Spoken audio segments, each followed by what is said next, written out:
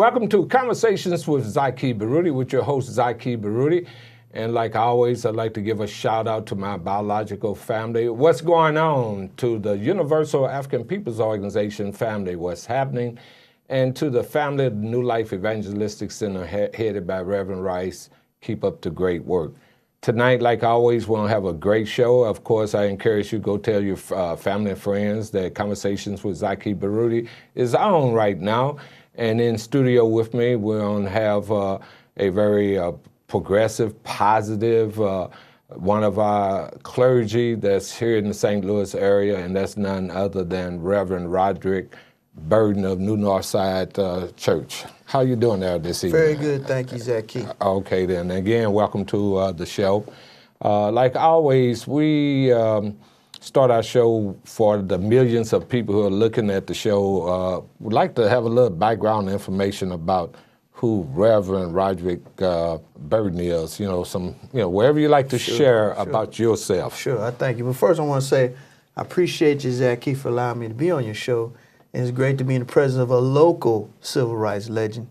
And so you've been doing work towards civil rights in our community for a long time. And I want to say thank you. Thank you. And I appreciate this opportunity. Yes, my name is Reverend Rodrick Burton. I am married to Carlotta Burton. I have twins, daughter and a son, Zoe and Zarek Burton, who are 20 years old. Okay. 20 years old. That's an interesting twins. Okay. Yeah, they're twins, and one is at St. Louis University, the other is at Webster. But I pastor at New Northside, which is this Sunday will be celebrating, or very shortly will be celebrating 115 years of existence. I believe the first African-American church west of Kings Highway, I believe. But you can correct me on that. But I've been pastor there it'll be 5 years in December, and an interim pastor before that serving there. I am a servant for our community. And so I came behind the footsteps of the late, great Bishop Willie J. Ellis, who was a very influential person in our community and served for 47 years. And so my belief is that not only am I to serve our church, but also to serve the community and to make things better and more equitable for those who live in St. Louis. And our church is in the 27th Ward, but it's also in the county at the same time. So you walk in the front door, you in St. Louis. By the time you get to the pulpit, you're in Jennings. Wow, that's interesting again, too. Yeah. So you're serving, you have a base for the county, St. Louis County, as well as St. Louis City. Yeah.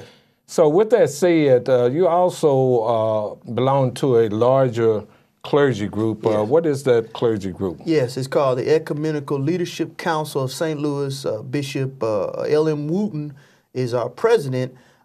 We have a number of chapters around the state, but in the main pilot chapter here in St. Louis, I am the vice president. And we have clergy from right across the board, apostolic, non-denominational, AME, Baptist, and our whole point of being is to work together to economically empower our community.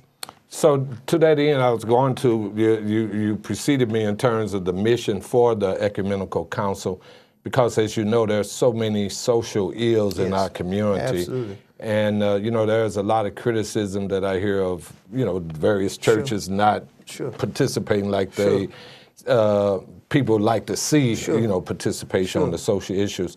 So when you speak of dealing with economic issues, are there any kinds of concrete programs that you're doing right now to address that issue as an ecumenical council? Right. One of the things that we're doing right now is we're compiling a list of African-American businesses. I know we do have the black pages, but we're also compiling another list that they can go to and they can use so that we patronize our own businesses.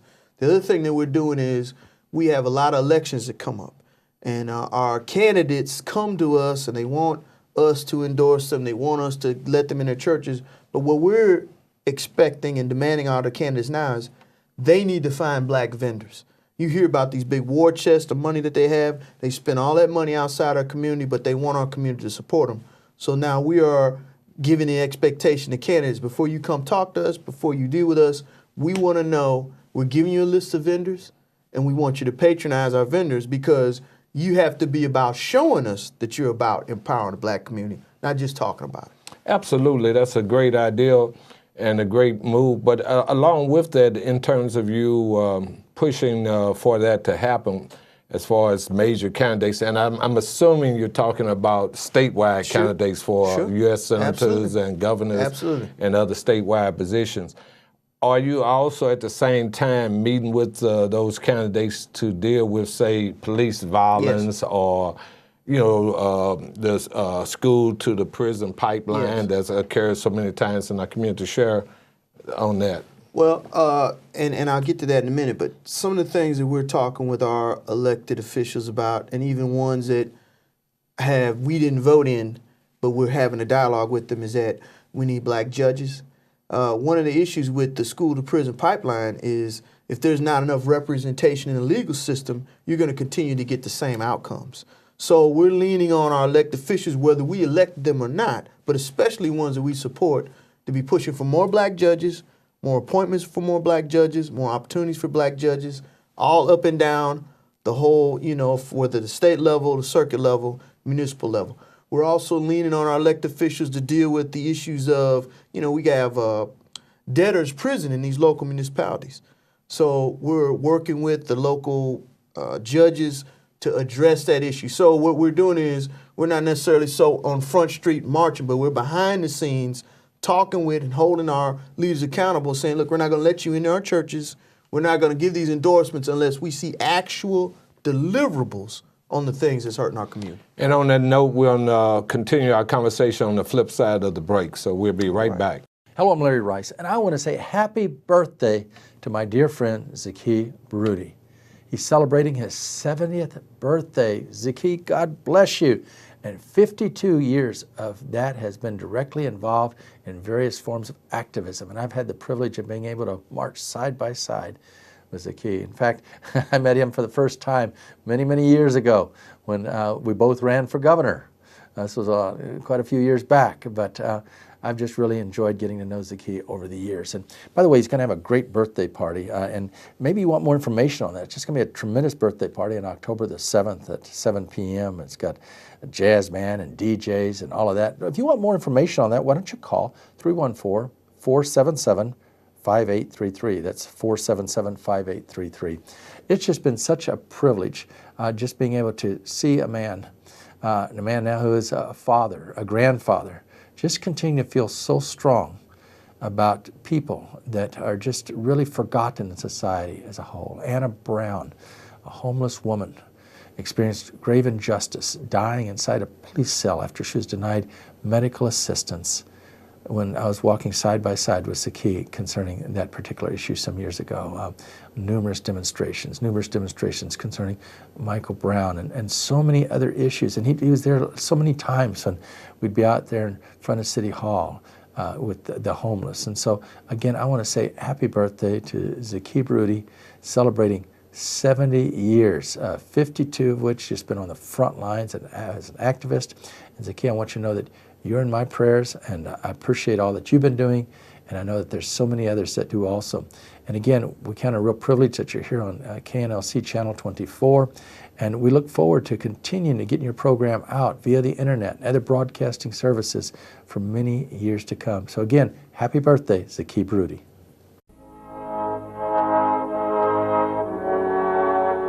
Give generously to the poor, and do so without a grudging heart. Then because of this, the Lord your God will bless you in all your work and in everything you put your hand to. There will always be poor people in the land. Therefore I command you to be open-handed toward your brothers and toward the poor and needy in your land. For just 80 cents a day, you can help many people in need all around the world. That's only $24 a month. The New Life Evangelistic Center wants you to help feed the hungry and shelter the homeless by joining Club 24. For $24 a month, you can be a part of touching people's lives. For just 80 cents a day, you can make a difference in someone's life. Call 314-881-3210 or give online at newlifeevangelisticcenter.org. Welcome back to Conversations with Zaki Baruti. In studio with me is Reverend Rodrick Burton of New Northside Baptist Church, as well as Vice President of the Ecumenical Council. And on the other side, we were talking about, the Ecumenical Council being involved in dealing with some of the ills that beset our community. We work in close association with New Life Evangelistic Center, and as you know, that shelter was closed down earlier this year. How do the Ecumenical Council, and in particular yourself, view the homeless crisis here in our community, and are there anything being done on behalf of the council? Well, I want to say this, Zaki. I want to say that Pastor Rice's leadership in this area is to be commended, and I have to say, none of us did enough to prevent what happened. And it's a shame, and we're seeing some of the, I've had more people come than I've had to help with homeless issues, just walk-ups to our center because of, the waves, rippling effects. And so I think right now it's on our radar. It's on everyone's radar more than it was before out of need, but we haven't brought a consensus together. But one of the things that I'm looking at and I think would be a good idea would be to find maybe one of these empty schools that St. Louis Public has and look at about how can we collaborate to make an alternative location to serve the needs of the community. I was very disappointed with the city, and I did write about this a number of times in various columns, that for all of the influence and intelligence that the new downtown Loft District residents have that they could have used to collaborate and find a solution, they used that to target Larry Rice and cause the homeless problem to be worse. And then furthermore, our mayor was open about that she supported them. And I had a real issue with Mayor Cruson supporting them. And then furthermore, when the city knew once they shut them down, they didn't have preparations for what they were going to do with them. And so it's an ongoing situation that I believe all of us clergy need to be more supportive and get our hands on. I think we're all very comfortable in letting it be Larry Rice's problem. And so, we have to step up to the plate on this. Okay, and I pray that that does occur. One other issue, and then we're going to go switch into an important activity that you will be taking place. As I, as an activist, drive throughout the city, one of the greatest disturbing sights I see as I travel up and down Dr. Martin Luther King Drive, named after one of our icons of a minister. That's right. Minister very involved, put his everything on the line, gave his life. Yeah. I would encourage you, and I want your response, to get all the ministers and travel from one end of Dr. Martin Luther King Drive to the other end. Yeah. What would be, what do you think you would see, and how you think, just off the top of your head, as a response to what I'm just projecting? Yeah, I traveled down Martin Luther King myself, and it's disheartening to see so many closed businesses. It's disheartening to see, an area that looks completely neglected when you think about the namesake he worked to empower the African-American community. And to me, that would be a great place. But I'm encouraged to look at what Dr. Mike Jones of Friendly Temple has done. Yeah, I meant to bring that up. Yeah, so it's great. On one end, if we could just bring that all the way through. Right. And one of the things, Zaki, I think is very important, that ministers, whether you're in a storefront church, whether you have a large, small church, we have to collaborate more. Being in our own little corners is diluting the power and the influence and the help that our community needs. And so every time when I work on any type of outreach, I try to really reach out to the churches that maybe people don't reach out to because we want to include them. Absolutely, and then I said that was going to be the last social issue, but you raised another thing when you said that in terms of the need for ministers across whatever is their religious affiliation. Yes. because, you know, in the state of Missouri, black people are disproportionately stopped by the police, which comes out every year. Every year. So no matter if you Baptist Right. or Catholic That's or right. Jewish That's or right. Muslim, That's right. but if you look like us, That's right. then the percentage of the opportunities of us being stopped increases. So That's I right. appreciate what you said in terms of need for unity to that level.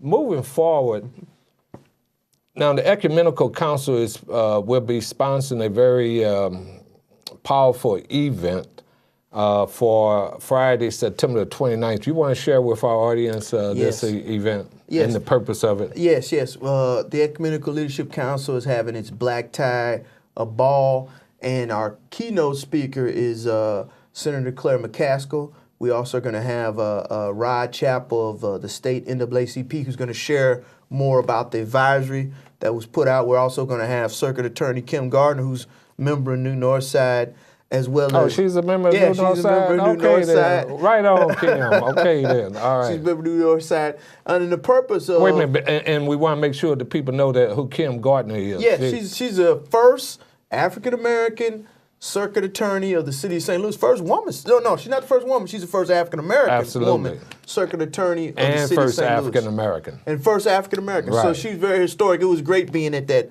swearing in. But we are having our ball, and there we're going to hear from various leaders in the community.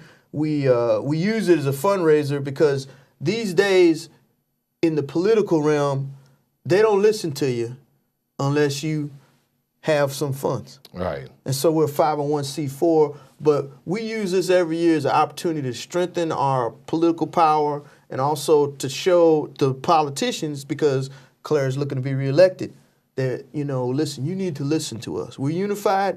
As I said, we got chapters in Kansas City, Central Missouri, and in the Boot Hill.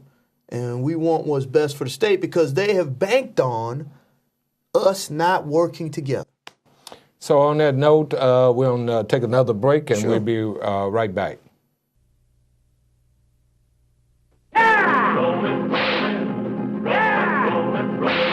Keep moving, moving, moving. Oh, they're disapproving. Keep them doggies moving right.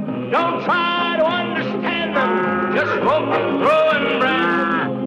And so a friend and I slept in an abandoned house, and we got arrested. Move 'em on, hit 'em up, hit 'em up. Move 'em on, hit 'em up, raw high. Let 'em out, ride 'em in, let 'em in, let 'em out, cut 'em out, ride 'em in, raw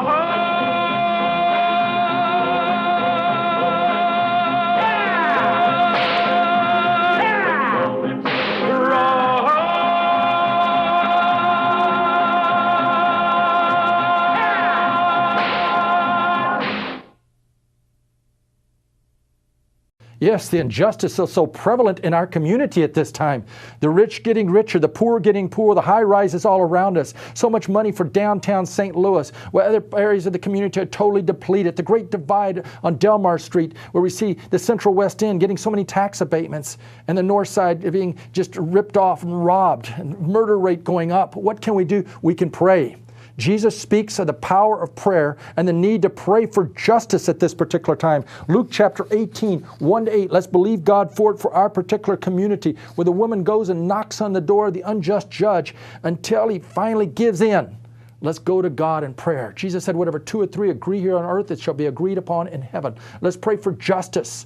That justice doesn't mean just us. Let's begin to pray for the fatherless, the widow, the hurting, and the homeless people that are suffering in our community at this time. Let's believe God for miracles at this time, that the citadels of injustice and the high rises of injustice will come down, and God's love and mercy will spread, that churches will begin to open their doors, that women in need will begin to receive the help that they need, that God will touch the hearts and minds of each one of us as we surrender ourselves to our Lord and go forth in His power and presence, being instruments of justice and help. Welcome back to Conversations with Zaki Baruti. In studio with me is Reverend Rodrick Burton of New Northside Baptist Church, as well as the Vice President of the Ecumenical Council here in St. Louis, and they do have a lot of affiliations across the state. Yes. Now, on this event on September 29th, I see that it's a black tie ball. Am I correct? Yes. Okay, then. And you, as your keynote, as you mentioned, is Senator Clara McCaskill. I'd be really remiss if I did not ask you in terms of, I know she is the top runner in the Democratic Party, but has she endorsed any of those concerns that we had talked about earlier? Supporting black vendors, you know, what would be her proposal to deal with the pipeline from schools to prison? I mean, what kind of dialogue have you had with her on those key issues? Well, you know, a lot of times you have to talk to their people, and our talks with their people is they agree that they're going to support African-American businesses. Naturally, a lot of times you have a lot of hemming and hawing and triangulation, but the biggest thing we're trying to do is, through a position of strength, say, we don't want just the pat answers. We want to know what legislation, because for a lot of Democratic leaders on a national scale, the first thing they're going to say is, we're fighting Donald Trump. Well, you still have to govern in the midst of resisting Donald Trump. What legislation? How are you addressing? What hearings are you going to have regarding these issues? One of the things we want is we want prison reform. We want there to be easier for someone to get out, get job training, and be able to get lined up with work so that the transition instead of recidivism. And so that's a big deal. Another thing that we want to talk with our elected officials about is expanding the adult education program, because a lot of these neighborhoods where we have high crime is we have a large number of people who don't have a high school diploma. And so we want to surge in those areas with more educational opportunities, paid opportunities, so they can go get their GED and then track out. So we're reaching out to her on those issues. What proposals do you have? And it's ongoing. And that's some of the things we asked her to address at the black tie. And again, at this black tie ball, that would be what date and where it is going to take place, It's and going the to time, and is there a cost? Yes. The tickets are $85. It's at New North Side Family Life Center, which is at 5939 Goodfellow in St. Louis, Missouri, 63147. We're going to have a reception from 6 to 7, and then the actual dinner will be from 7 to 9 or 9:30. And so we're going to have entertainment by Webster's Gospel Choir, which I'm happy to say my daughter's vice president of. Okay. All right. So they're going to provide the entertainment. And then we're going to honor, most African Americans don't know about Sister Ebo, who marched with Martin Luther King in Selma and do a lot of civil rights, so we're going to honor her. Yeah, I happened to be at a program at the Missouri History Museum commemorating her life. She was a very powerful, outstanding activist of her time. As well as, I'd like to compliment your center too. It's a very beautiful center, and for those of you who may be interested in supporting the Ecumenical Council Black Tie Ball, how would they get in contact with to get tickets or yourself? Sure, to get tickets, they can call 314-381-5730. The tickets are available at our office there from 9 to 5, Monday through Friday. But we certainly welcome. It's going to be a great time. It's going to be very informative because we have quite a lineup, as I said. Okay. Also, we failed to mention, and there's criticism, and you know, personally, I've worked with other parties outside of the Democratic Party, not the Republican Party, but the Green Party. But you know, there's a lot of criticism of the Democratic Party, and I see that you do have, as one of the speakers, Stephen Weber. He's the chairman of the Missouri Democratic Party, right? Right, and the reason why we're doing that again is to let them know that it's not business as usual. And you guys got to spend some of that money that you rack up within our community. In addition to just asking something from us, we want you to show us. I should ask you, if I put you on Front Street, what percentage are you asking? Is there I mean, you know, say she creates and it's so costly, and that's I've seen in terms of American politics to be elected, the kind of millions of dollars that takes to become, it's almost like a plutocracy in essence. Is there a percentage that you're asking for? Well, I believe it's only fair. If we're 11% of Missouri's population, they ought to spend 11% of the money. All right. You just heard that from Reverend Burton. We'll take another quick break, and we'll be right back.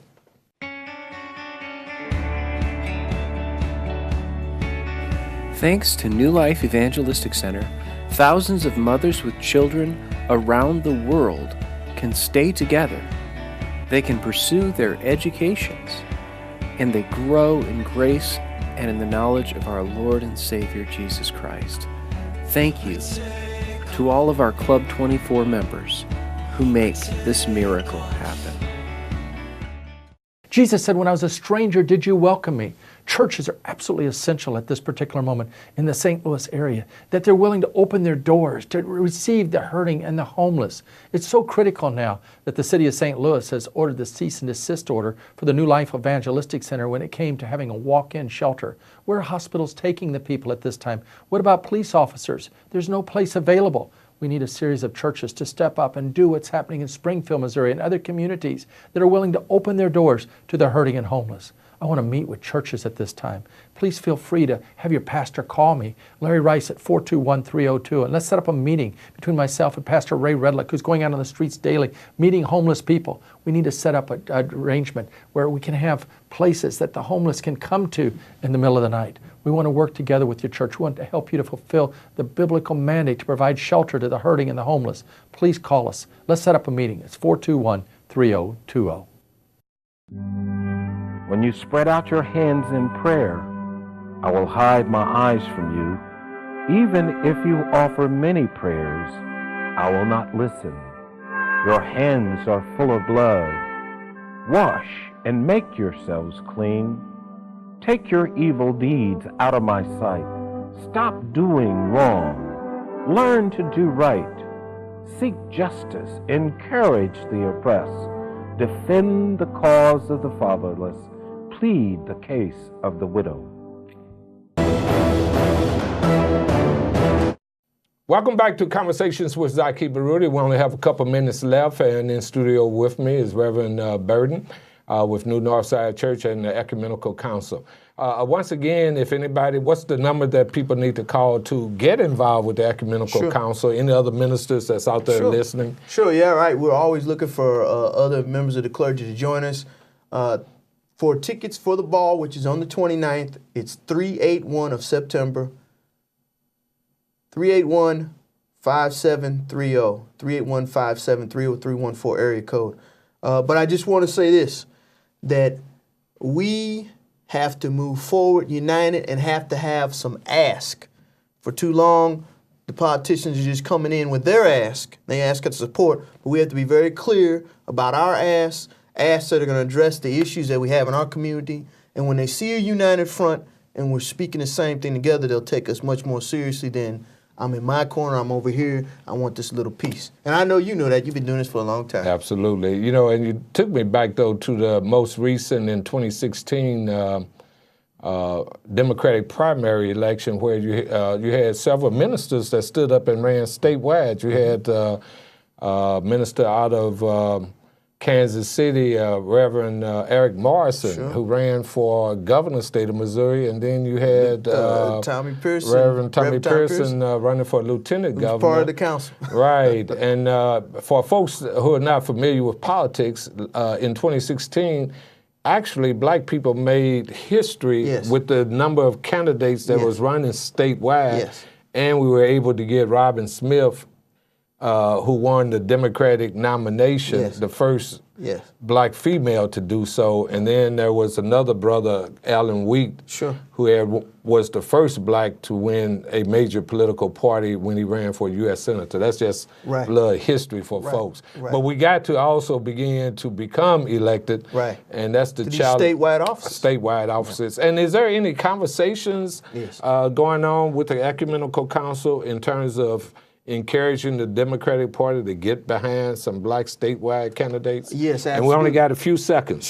But also, we want blacks on these commissions. We want them to be appointed to these commissions. So we're talking with the parties in power, and the party wants to be in power. Well, on that note, you know, time just moves so quickly. We don't have to bring the show to a close, but again, like I always tell my guests, I'm going to have you back on, okay, because it runs so fast. So on that note, you've been listening to Conversations with Zaki Baruti. May God bless each and every one of you. That's everyone. You have a challenge to get busy trying to make a difference in our communities. Thank you.